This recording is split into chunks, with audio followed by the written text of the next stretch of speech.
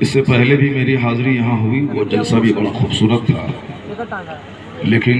آج کا جلسہ بہت ہی خوبصورت ہے۔ سبحان اللہ۔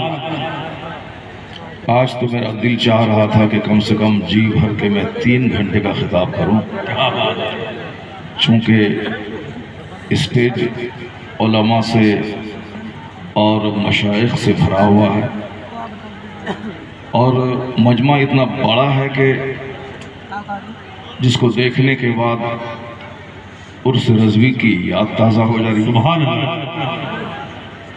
اب ظاہر سی بات ہے، جہاں منتظم بڑے متحرک اور ایکٹیو رہیں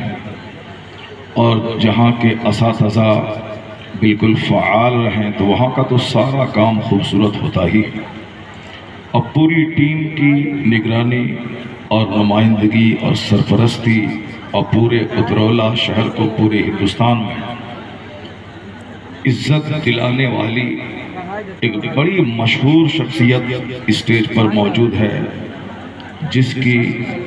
علمی اور خطابی خدمت پورے ہندوستان میں مشہور ہے، جس کو ہم لوگ اپنے لیے بھی آئیڈیل اور ماڈل مانتے ہیں، اور جن کو دیکھ دیکھ کر بے شمار علماء نے خطابت سیکھی اور مسلک اعلیٰ حضرت کی خدمت کرنے میں مصروف عمل ہیں۔ اس ذات کا نام حضرت علامہ مولانا مفتی مسیح الدین صاحب حشمتی مقدس اللہ العالی ہے،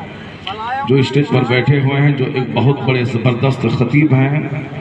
اور ابھرتے ہوئے خطیبوں کو پسند بھی کرتے ہیں، اس کی حوصلہ افزائی بھی کرتے ہیں،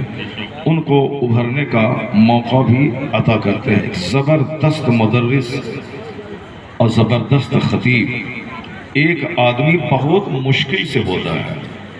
یا تو بہت اچھے مدرس ہیں،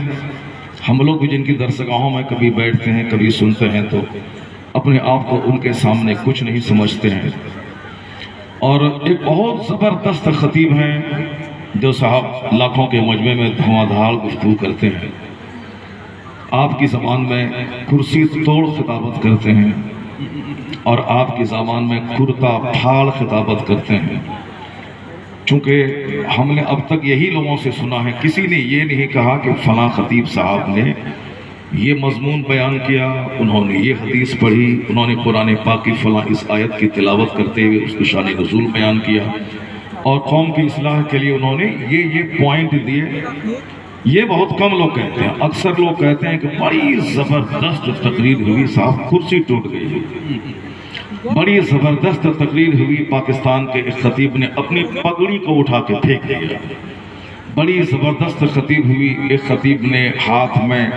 صاحب وہ چھری لے کے بولا میں دبئی سے لے کے آیا ہوں اور اس کو میں نزدیوں کو کاٹ لوں گا۔ یعنی یہ ساری تقریروں کی خوبیاں لوگ بیان کرتے ہیں، اس کا مطلب ہے کہ ایسے خطیب پڑھے لکھے نہیں ہوتے ہیں، عوام کے بیچ رہتے رہتے ان کا علم بھی مر جاتا ہے اور سطحی سوچ کے حامل ہو جاتے ہیں، یہ دوسروں کا خیال کرتے ہوئے اپنے علم کا خیال نہیں کرتے ہیں، جبکہ تمام خطبہ اور علماء کو چاہیے کہ وہ کسی بھی جگہ جہاں کہیں بھی رہیں وہ اپنے علمی وقار کو اپنے ہاتھ سے جانے نہیں دیں۔ شاعر شعر و شاعری کرتا ہے جہاں بیٹھتا ہے، نیتا جہاں کہیں بھی رہتا ہے وہ پولیٹکس کی باتیں کرتا ہے، ڈاکٹر صاحب جہاں کہیں بھی رہتے ہیں پیتھولوجی، سرجری، میڈیسن کی باتیں کرتے ہیں۔ جب سارے لوگ اپنے ڈپارٹ کی باتیں کرتے ہیں، یہ علماء کرام کیوں نہیں جہاں رہیں جس کے سامنے رہیں، کیوں نہیں یہ علم اور حکمت کی باتیں کرتے ہیں؟ ایک ایسی شخصیت جس میں خطابت بھی ہو بدرجہ اتم موجود ہو، خطابت کا ملکہ، اور جس میں تدریسی صلاحیت بھی بھرپور ہو،